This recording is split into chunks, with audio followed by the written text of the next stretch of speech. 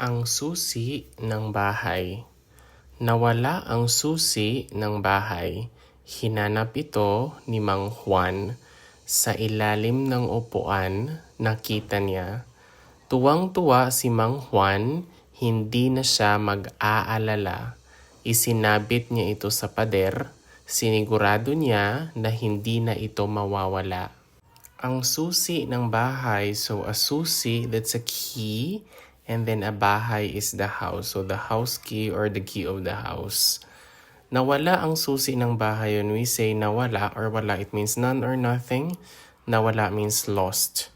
And susi ng bahay is the key of the house. Hinanap ito ni Mang Juan. So hanap means like look or find. So Mang Juan looked for this. Ito is this.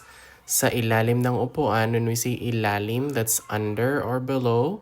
And then an upuan is a chair. So it's under the chair.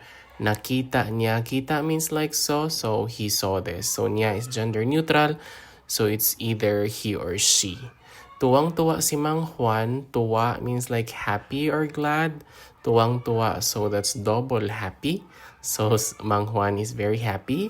Hindi na siya mag-aalala. Hindi means not or will not. And then alala is to like worry. So he will no longer worry. Isinabit niya ito sa pader. Sabit, that means like to hang. And then a pader is the wall. So he hanged this on the wall. Sinigurado niya na hindi na ito mawawala. Sigurado means like sure, to be certain. So he made sure that this will not be lost. Wala means like nothing or lost. So he made sure that it will not be lost. Ang susi ng bahay. Nawala ang susi ng bahay, hinanap ito ni Mang Juan. Sa ilalim ng upuan, nakita niya. Tuwang-tuwa si Mang Juan. Hindi na siya mag-aalala.